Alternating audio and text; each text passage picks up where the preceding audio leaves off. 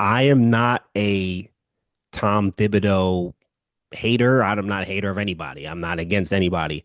I do have my own kind of philosophy and understanding of the kind of basketball and culture that works, and even just observing what works and what's happening in the NBA itself, the style of basketball. Tibbs has had the grit and grind kind of philosophy and culture, and he's still got guys complaining about minutes. He's got this stigma of running guys ragged, playing them high minutes, still kind of like an old school kind of feel and approach. Although I think he's made some strides just from afar. It seems like he's made strides in New York with kind of just evolving a little bit, I think, even with the kind of players that he has now. But I still think his nature is defensive culture, gritty, grinded out.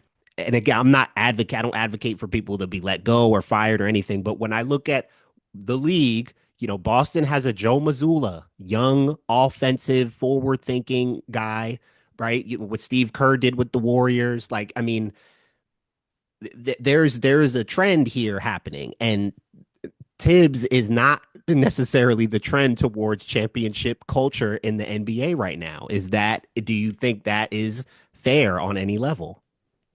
I think as old school as you are, you still have to consistently reinvent yourself. And I think for Tom Thibodeau, uh, as many years as he's put in as a head coach, period, in the NBA, he's had to do that. I think being a longtime assistant at different stops with the Knicks, and then ultimately the Boston Celtics, and then finding his way to his own team with the Chicago Bulls, it was a consistent reinvention. In my opinion, when I looked at Derrick Rose's injury, I think that was kind of a wake-up call, not just for him, but also for many coaches and players across the league of why you can't overly use players. In a sense of you got to give them rest. I have no problem with playing time, but it's finding that balance between rest and play. And I think as his career has progressed, I felt as though a combination of what I know and what I've observed, that in Minnesota that theory was held true, but more so on the lines of managing veteran stars and younger players. I think in Minnesota, Jimmy Butler was a case study in um, having a blue collar player who feels that they should be treated like a star, still performing like a blue collar player while still being a star at the same time. Jimmy is a very special case, and I think going from Minnesota to the Knicks, I, I think the you'll look back in the next couple of months and say that the Jalen Brunson injury that happened recently probably was the best thing that happened for the Knicks because the Knicks were so ball dominant with Jalen Brunson and even with Julius Randle when Julius Randle was there, that even when Julius Randle left, Brunson was more ball dominant and Yeah, still successful, but that wear and tear on his body took its toll. And I believe that that trade with the Minnesota Timberwolves between the Wolves and the Knicks benefited both teams. But for the Knicks, I believe that Mikal Bridges grew into the defensive juggernaut and just complimentary star player that he was accustomed to being in Phoenix. And that's carried over into his role with the Knicks. Concurrently, Karl Towns was the second option and has been playing like the second option that the Knicks always needed. And in these growing pains, guys are finding ways to still be efficient while Jalen Brunson is on the mend. And I think that's a good problem to have. I agree, and I do think that when you have your star out, having a culture like Tibbs has established is really what helps you. Because I think they just have that mentality. It comes with a mentality and a toughness. That's why Josh Hart works well there. But even going back to what I said about when they picked up Mikal Bridges and they still had Julius Randle, because I did a reaction, I did an episode on the show, and they still had. So I'm thinking of the Knicks team with DiVincenzo, with Randle. They had just got Mikal Bridges, and I'm like, Tibbs is gonna have to figure this thing out this is looking like a mess. I mean, not a mess, but Randall's gonna have to figure out Bridges. Yeah, defensive guy, but going back to his Phoenix days and even in Brooklyn, he was starting to look like a 20-point per game scorer, like a legit three level scoring guy. He was starting to trend upward in his offensive skill set and not just be a defensive guy. So him coming to the Knicks, I'm like, well, that's a big opportunity. You're playing with your boy Brunson. You're playing with your boy Hart. So you should have all the confidence in the world. Randall's still there. So you guys are going to have to figure this thing out. The Villanova Knicks plus Randall plus whatever. And I'm like, well, they don't have to figure it out. Thibs has to figure it out. He's going to have to figure out this because this is now, again, we're in an offensive culture of basketball. And now you've got offensive weapons that now you have to show what you can do with this. And I think largely on personnel, like Brunson's going to score points. Like that's just who he is at this point. But when you look at how they play, like, dude, look at what Reddick is doing in LA. Like you look at the trends of like the teams that are not just fun to watch, but that are also successful. You got to have some kind of like forward thinking. You don't have to get like super creative and experimental. I'm not saying you got to be the Kyle Shanahan of basketball. I'm just saying like there's clearly a trend happening here, and I've always been questionable of Tibbs in this offensive culture and era being a largely defensive guy. Like what roster? I mean, these are some of the best rosters he's had, in my opinion. I think basketball in 2025, it's become a byproduct of what basketball in 2020 was. If you look at 2020, when we were in the height of the COVID pandemic, we were talking about Mike D'Antoni, we were talking about Doc Rivers, we were talking about Eric Spoelstra as preeminent coaching names. But at some point, respectfully to those gentlemen that I named, there has to be a the next generation. I mean, even when you know, I know he's on the mend as well, but when you look at Greg Popovich and having a stroke and getting better, and I think sometimes we just lean on names and think that names are going to always carry you. And I'll use a perfect example.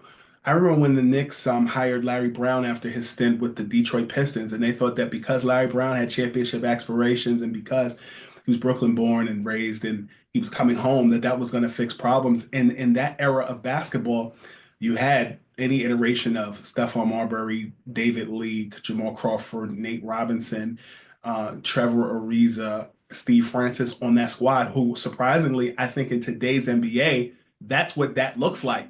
Back when they were playing, you didn't play three guards. You played two guards, and you playing a more of a leaner style of basketball. So I think in today's basketball era, where you mentioned the JJ Redicks, as well as the Joe Mazzulas, and even I'll add to that list Taylor Jenkins in Memphis. Yeah. You're getting guys who have been respected on the in the college ranks or who were stars in their own right when they played. It's more of a quick turnaround between retirement and playing. Jason Kidd, also another example of that. Even Monty Williams, to a degree, you're seeing less of the names and you're seeing more of the results. You're seeing that in Charlotte with their head coach, where they're trying to build something. They've been trying to build something for a while, and hopefully it finally bears fruit. But you're seeing a lot of guys who have been respected assistant coaches across the league getting head coaching jobs, or they've been respected players who are now finding their way as head coaches in the league. Every time I think, look at just the Knicks and think about Brunson and what their ceiling is, what their potential, I can't help but go back to Becky Hammond's comment, which for anyone who loves Jalen Brunson, I know that that stung to hear it that way, but she had a point in what she was what she was saying, and I can't help but think between the head coach and again, I think they could use another guy. I think they could use like I thought Mikal Bridges could become was on his way to becoming almost like an elite wing guy in the league. And I thought if he was at that level and ready to be at that level, apparently his jump shot, he's been doing experiments with his jump shot and changing the thing up. And he seems fine now, but like he was on a trajectory that I think, not to say he regressed, but he's clearly not a 20-point per game guy right now, like he was in Brooklyn. But you also got to remember something. You talk about Mikal Bridges in Brooklyn. Mikal Bridges was a piece added in a trade for Kevin Durant from Phoenix, and he was coming off of six man duties. And when he left Phoenix, you went from being a complimentary six man to being Yeah, he the was the number man, one option. Yeah. then going from that to go being like number three or number four in New York with the But he Knicks, and could, then but Brand, he could have been number two if he wanted to. He was on the pat. When he was coming in, my reaction was, okay, he's gonna get shots. He based on what I've been seeing. Why are you three behind? Why are you? I mean, maybe behind Julius Randle, maybe now it's Cat. But like, my thing was like he should have had a better case for being like even number two. He I was on think his way. respectfully, I think you kind of answered your question. Like I think he got traded to the Knicks around the day before the draft, and Julius Randle was the 4-5. And then Julius Randle got traded, and then Cat came in and dominated. I think we knew Yep. Cat was going to be effective. I don't think we knew he was going to be that effective. Oh, And I think we're seeing things that he dusted off from his bag that we hadn't seen since his early days in Minnesota. facts. I think, and so I think it's that plus you also are sharing minutes between both Brunson and OG Anunoby. Right. True. Anunoby is the chess piece that's, I don't want to say it's prohibitive. I just think that a defining role, he's had three different roles on three different teams. If we're to say he had three different roles on three different teams, was his role in Villanova his real role? Was his role in Phoenix his real role? Was his role in Brooklyn the real role? Or is the role in New York what it is now? I kind of feel like I'm not comparing them, but I kind of feel like that's the kind of conversations we were having with Ben Simmons early on. Was he a starting point guard that was going to be the next LeBron or Magic, or was he going to be the complementary piece next to Kevin and Kyrie? Hmm. Or is he in the role he's supposed to be with the Clippers? I think it's a similar dichotomy there. I can't help but look at coaching, and I'm not trying to blame it on Tibbs, but in my opinion, when a guy like Mikal Bridges was playing the way he was playing in Brooklyn, if he goes to a head coach like a JJ Redick or Joe Mazzulla or an offensive minded coach and that staff is offensive minded and his jump shot isn't looking the way I saw it look on his first day of practice at the Knicks. They are making an effort to be like, hey, we want you taking 15 plus shots. We want you playing like you played in Brooklyn in moderation, but like we want that version of you that's been evolving, and we don't just want you as a 3-and-D guy. But I respect him so much because to your point, he can be somewhat of a chameleon. He can still score the ball. He can still hit shots. He's an excellent defender. So as a player, and that's what I said when I reacted when they got him. He's going to do what it takes to win. He's a winning player.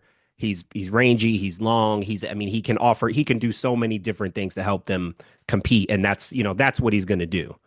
He plays like he played in Phoenix, they're golden. Agreed. I think yeah, because in Phoenix, look, he started to come on even more in Phoenix each year. I'm Think, like, think about that. In Phoenix, you played alongside a point guard in Chris Paul. You played along a superstar two or yeah, three in Devin Booker, yeah, and then you played alongside an Aiton, who was more of a mobile big man, yeah, right? yeah, You look at the Knicks situation. You're playing in a Knicks to an all-star in Jalen Brunson, who was your teammate in Villanova. You're playing alongside a Karl-Anthony Towns, who is a mobile big man, but more of a hybrid mobile big man in comparison to Aiton. I think we're still figuring out what Aiton is going to be. And then you're looking at option three, whether that be OG. Um, I guess that would be OG. I yeah, think I'm not comparing OG to Devin Booker, but you've been in situations versus when you're in Brooklyn, you're playing alongside Claxton, who as a big man who was more defensive minded than a scoring big. You were playing alongside Cam Thomas, who the Nets couldn't figure out where to put him, but has arguably been the best player on their team for years. And then you're playing alongside what? Cam Johnson as well. Like you're in a situation where younger team in Brooklyn versus experienced team in Phoenix that was a championship appearing team.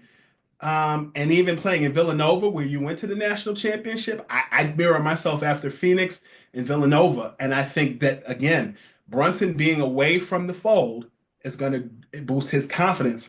And as long as Karl-Anthony Towns stays healthy, I think it's golden because the big question that has been asked is who is the second option at point guard for the Knicks for Brunson, whether he's playing or whether he's hurt? Right. And I think by committee, they're doing it.